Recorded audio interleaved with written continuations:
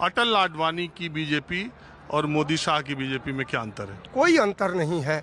आज हमारे भाई नरेंद्र मोदी जी, अमित शाह जी हमारे अटल आडवाणी के पथ पर ही चलकर देश को विकास के तरफ अग्रसर कर रहे हैं। कोई अंतर नहीं है।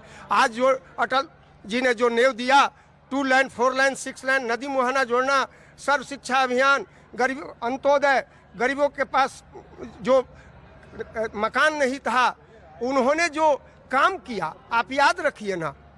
74 के आंदोलन जयप्रकाश नारायण जी के नेतृत्व में लड़ा गया था। 74 के पहले इतिहास याद कीजिए।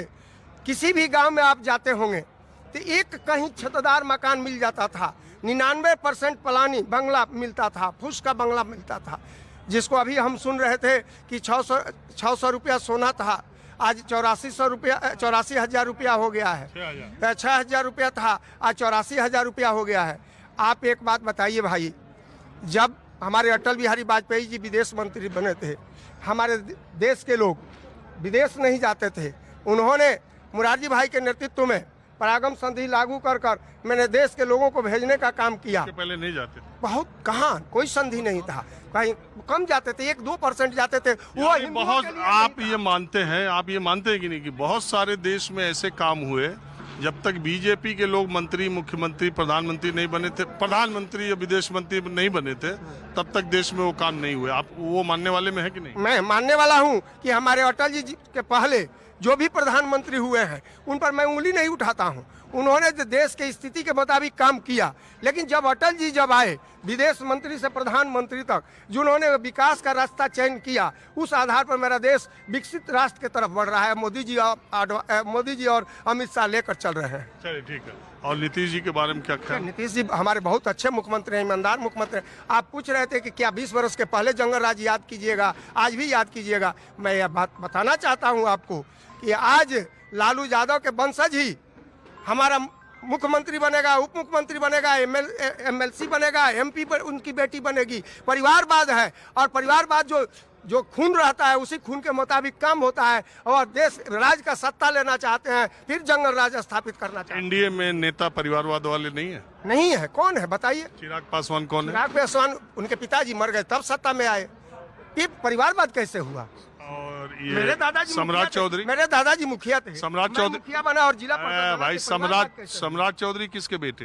कौन? सकनी चौधरी के। आज राजनीति से वो अलग हो गए हैं। आज बेटा आया है, काम कर रहा है, वह परिवारवाद कैसे कहा जाएगा उसको?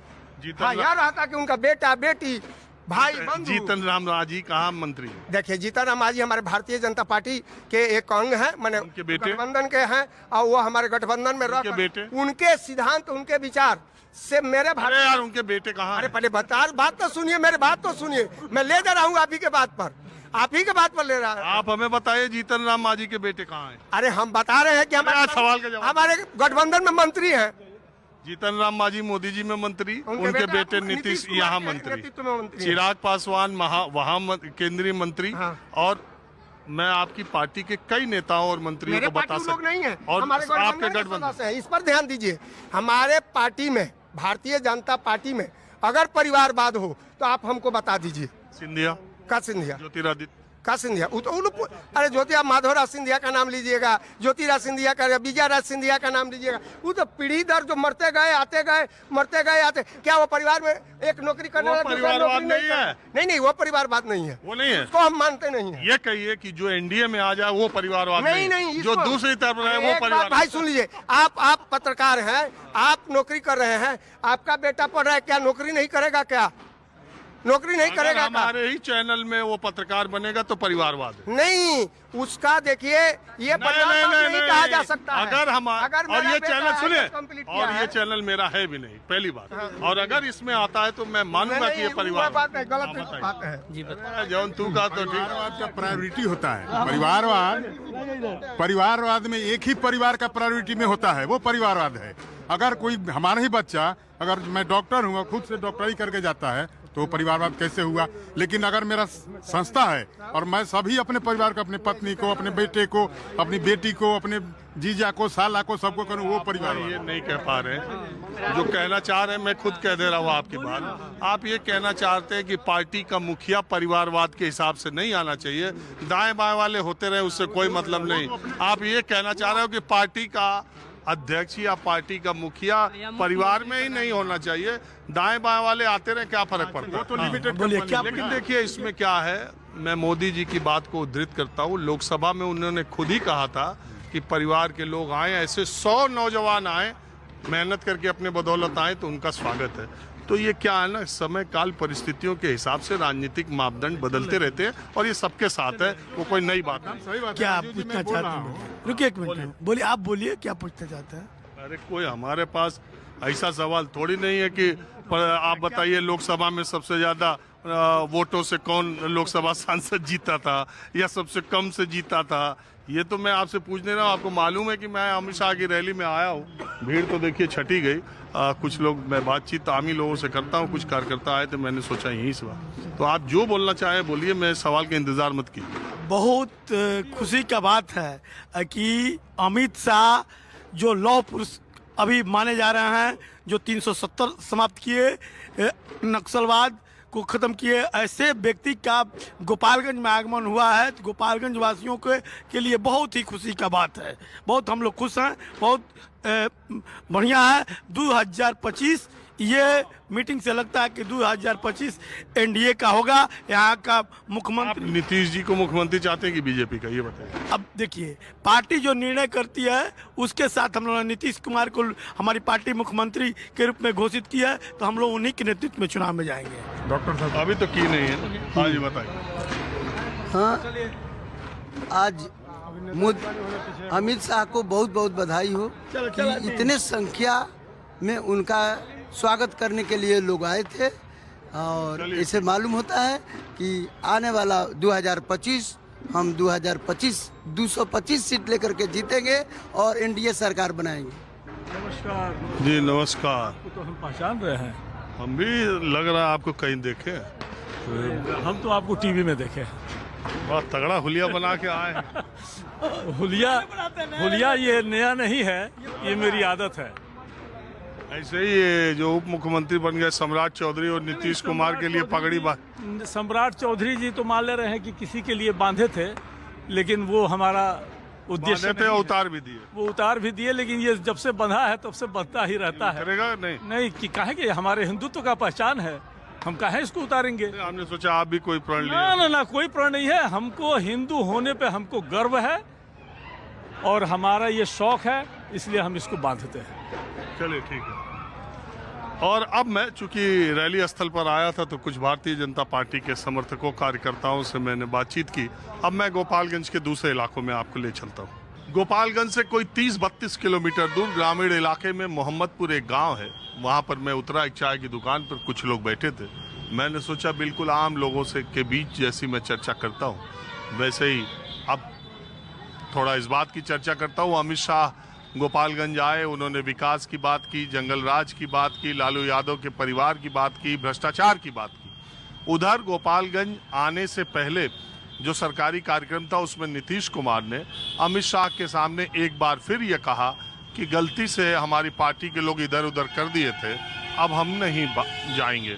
सवाल ये उठता है कि नीतीश कुमार इतनी सफाई बार बार क्यों दे रहे हैं कि वो एनडीए छोड़ करके नहीं जाएंगे, बीजेपी छोड़कर नहीं जाएंगे। दूसरी तरफ प्रशांत किशोर ने अमित शाह के दौरे को लेकर कहा कि बीजेपी और खासकर प्रधानमंत्री नरेंद्र मोदी और गृह मंत्री अमित शाह वहीं का दौरा ज्यादा करते हैं जहां चुनाव होने वाला होता है। अब बिहार में चुनाव है तो अगले 6 महीने तक उनके सारे कार्यक्रम बिहार में ही होंगे। किसान सम्मान निधि का पैसा भी बिहार में दिया जाएगा और तमाम योजनाएं और जो कुछ भी वो करेंगे बिहार में ही करेंगे। लेकिन उन्हें हिसाब ये देना चाहिए कि पिछले 10 साल में केंद्र सरकार ने बिहार में कौन सी इंडस्ट्री लगाई, कौन सा रोजगार पैदा किया और बिहार को आगे ले जाने में केंद्र सरकार की भूमिका क्या रही।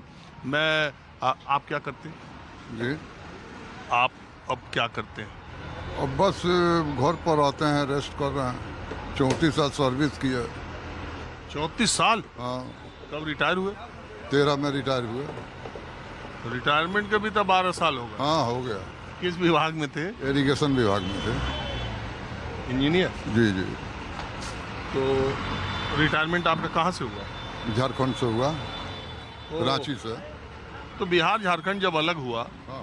तो बहुत कर्मचारी झारखंड चले गए। जो झारखंड में पोस्टेड थे शायद वो झारखंड में ही रह गए, जो बिहार में। नहीं, उसमें ऑप्शन मांगा गया था, वो कंप्यूटराइज करके उसको एक उधर दो इधर फॉर ग्रेड में इस तरह का बंटवारा हुआ, जिसका जिधर आ गया तो आपका झारखंड है। झारखंड आ गया।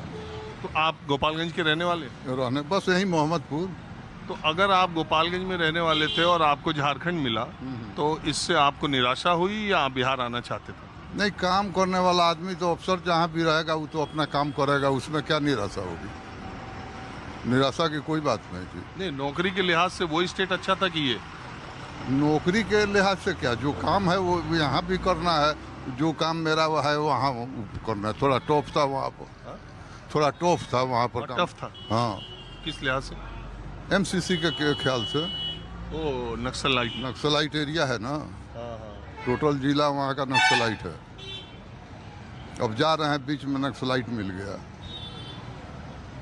जहाँ वहाँ वहाँ वहाँ हम लोग काम कराएं जहाँ पर पुलिस नहीं जाती है। तो आपके जीवन में कभी ऐसा हुआ जब नक्सल आपको धमकी दिए हो? नहीं, धमकी हमको नहीं दिया। आता था लोग अपना ठेकेदार से इधर उधर बात किया, चला गया सब। ये जरूर कहता था कि 10 बजे के बाद आप लोग आइए और 4 बजे के पहले साइड छोड़ दीजिए। वो तो कहता था कि आप लोग विकास का काम करते हैं, आप लोगों को डरने की क्या जरूरत है? तो विकास से उनको कोई ऐतराज नहीं? नहीं, कोई इंतराज। वो थोड़ा सा कालीकरण, जो पक्की रोड बनता है ना, तो रोड वाले को दिक्कत होती थी, क्योंकि रोड बनने पर तो वो डायरेक्ट ये हो जाएगा लिंक, तो नहीं बनाने देना चाहते थे। हम लोग इरिगेशन में थे, पानी ले जाना, नहर वगैरह का काम था, चेक डैम का, तो उसमें अच्छा, उनको दिक्कत ये थी कि रोड बन जाएगी तो इंटीरियर इलाके में पुलिस और प्रशासन जल्दी पहुंच जाए। हाँ, इसलिए वो नहीं कराना चाहते थे लोग। वो वहाँ पर कंची रोड में लैंडस्माइन बिछाना आसान है। मान लीजिए मिट्टी काट करके तार लगा दिया, वहाँ पर रख दिया बम, जब जरूरत हुआ तो कहीं से बैटरी सटा करके ब्लास्ट कर दिया। यही। और ये तनख्वाह उनखा मिलने में, पेंशन उनसे मिलने में, वहाँ यहाँ कोई दिक्कत नहीं। वहाँ यहाँ में कोई फर्क था? कोई फर्क नहीं।